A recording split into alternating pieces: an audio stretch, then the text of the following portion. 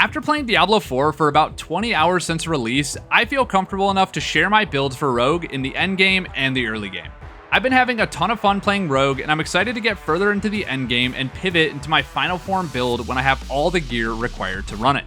But before I get ahead of myself, in this video, I'm going to talk about my leveling build for Rogue from 1 to 50, what changes I made to the build from 51 to 70, and finally, a full demonstration of a tier 10 Nightmare dungeon using my final build. So, getting into the leveling build, I do want to mention that I did level from 1 to 40 on World Tier 1 as I went through the campaign, but this build is going to perform just fine on World Tier 2 as well. So for this build, we're going to take Puncture with Fundamental Puncture for our Spender skill. Then for our core skill, we're going to take Twisting Blades, max that out, and go with Advanced Twisting Blades for the cooldown slashing. Then before we leave the core section, we're going to take 3 points in Sturdy for some extra defense, and 1 point in Stutter Step for some noticeable movement speed. Then in the agility section, we're going to take 1 point into Shadow Step with Methodical Shadow Step, and then Dash with Discipline Dash. The reason for this is that while you're leveling, you do want to be pretty quick, especially when you're just doing the main story quests or even side quests. Being able to dash and also Shadow Step is really nice. On top of that, having Shadow Step on top of dash gives you Unstoppable, which is really nice for CC situations. Then before we leave the agility section, we're going to take 3 points in Weapon Mastery for some meaningful stats.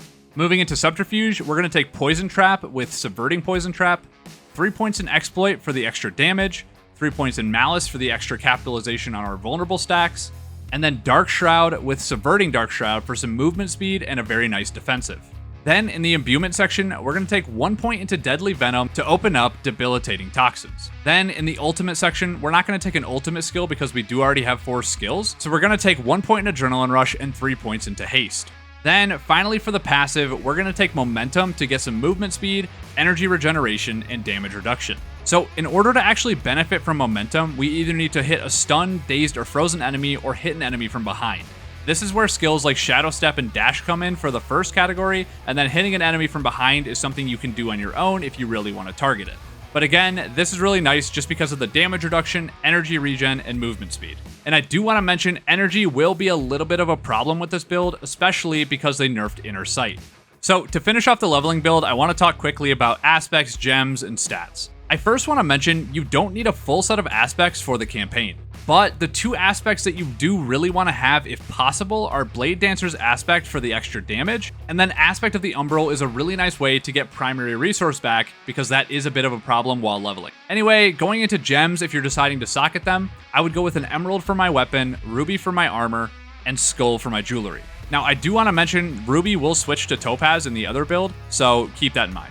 Anyways, while you're leveling, the most important thing you need to pay attention to is if a piece of gear is better than your previous gear. But if you do care to look at the secondary stats, some things you're going to benefit from include crit hit chance, crit hit damage, and vulnerable damage. Now, to wrap up the leveling build, I'm going to show you a quick demonstration of how this build actually works. So for anyone who doesn't know, this build relies on the pullback damage from our Twisting Blades. Basically, when we run up to an enemy, we stab them in the back, and our goal is to try to get behind as many enemies as possible and have the knives come back to us through the enemies. Let me show you what I mean.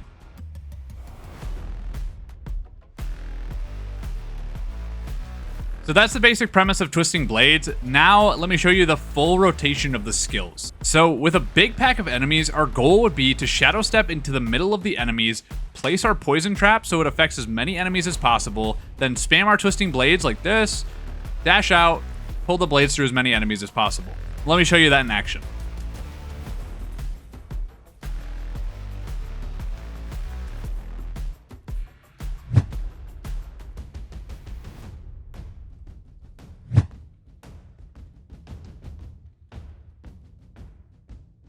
This build is pretty easy to play, but the hardest part about it is making sure your daggers come back to you through as many enemies as possible to maximize your damage.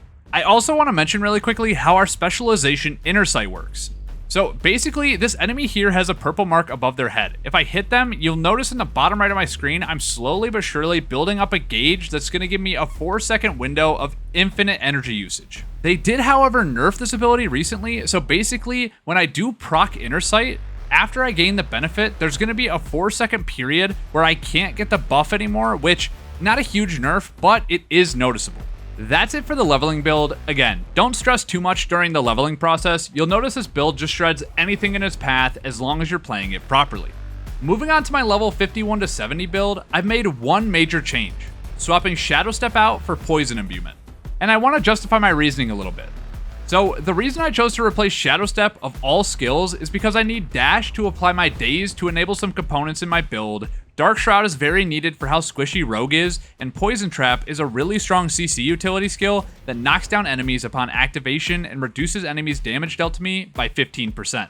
Now, to explain my choice between Shadow Imbuement and Poison Imbuement, since we're running Poison Trap, I'm already running Deadly Venom and Debilitating Toxins, meaning that my Poison Imbuement will increase the amount of benefit I'm gaining from those. From trying out both, Poison Imbuement feels to be performing better and leads to me clearing nightmare dungeons where the enemies are 8 to 9 levels above my own level. Anyway, I'll link my build planner in the description so you can see all the skills I've elected to run. When it comes to stats, we want a nice balance between defensive stats on our armor pieces and crit hit chance, crit damage, and vulnerable damage on our weapons and jewelry. While we're talking about stats, I also want to clarify a question I've seen all over recently. Yes, if you have extra skill points for an ability, it does gain benefits.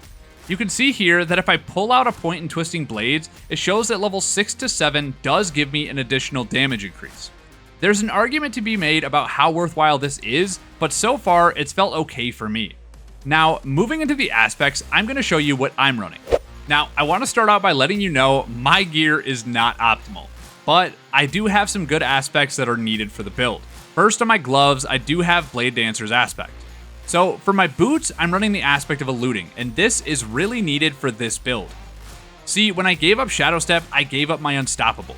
But with this aspect, it does a somewhat decent job of kind of making up for that, because every 40 seconds, if I get injured while I'm crowd controlled, I'll gain Unstoppable automatically for 4 seconds.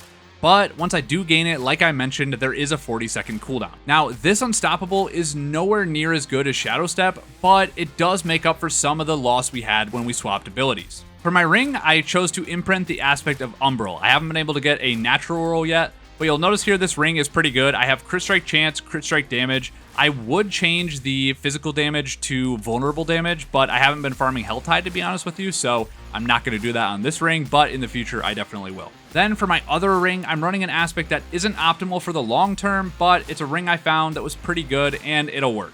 Then for my amulet, I found Cheat's Choker, which is actually pretty nice for this build. I take 25.5% less damage from CC'd enemies, and whenever a CC'd enemy deals direct damage to me, I gain movement speed. And this is really nice because we are CCing very often with this build as long as we're doing it properly. Again, I want to show you here, I'll go through all my gear here. My stats are definitely not the most optimal. I would want a lot of different stats on these gears. Sadly, I haven't been getting that lucky of rolls. I've been having to imprint a lot of my things, not getting a lot of natural rolls, but I'm doing just fine. And even with my lack of stats, I'm still able to do tier 12, tier 11, tier 10 nightmare dungeons very consistently. But again, I know there's a lot of builds out there for Twisting Blades. There's a lot of variants that work. This is just the variant that I found the most success with, and personally I feel is the strongest for the current situation my character's in. Before I show you a tier 12 nightmare dungeon, I wanted to mention that I'd love to hear your thoughts on the build in the comments below. I know Twisting Blades is a really popular build, and there's quite a few variations out there. I've seen some bad ones and some really good ones. I also want to mention this will not be my final endgame build. I find this build to be a nice filler from level 51 to 70 while my gear is a little bit imperfect. Alright, so now that I've explained the build, I'm going to show you what it looks like in an actual practical scenario. I am in a tier 12 nightmare dungeon where, as you can see by this enemy, the enemies are level 65, I'm level 57, they're 8 levels above me, and let's see how it goes.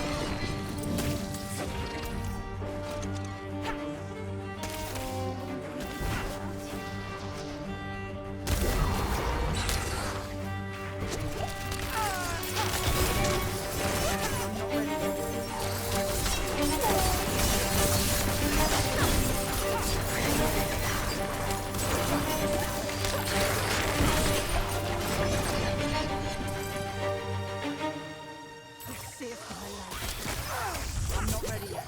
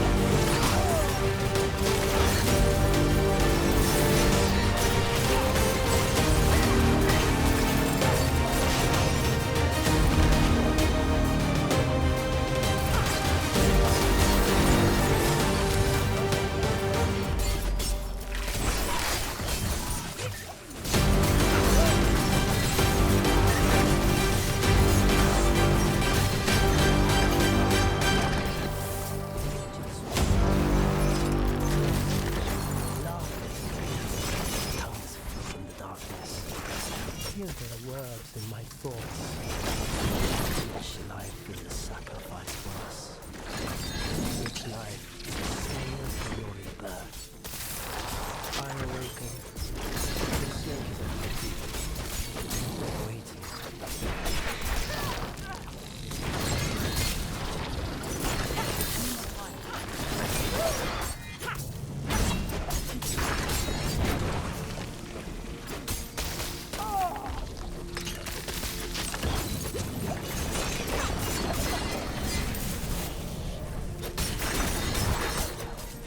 I'm not ready yet.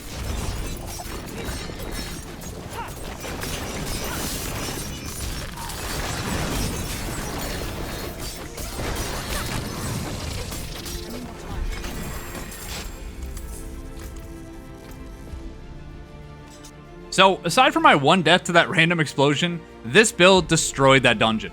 I personally love the poison effect that spread to almost every enemy you're fighting. While the twisting blades are dealing massive damage, the dots from the poison are slowly chipping enemies down and killing them. Anyway, let me know what you think of this build in the comments below, and I'm sorry I haven't uploaded any videos since release. I've been non-stop testing and playing different builds to prepare for upcoming videos. I'm planning on doing a video a day for the next week, so if you haven't subbed and you want to see more content from me, consider doing so. Anyways, thank you for watching, my name has been Valued, and I'll see you in the next one.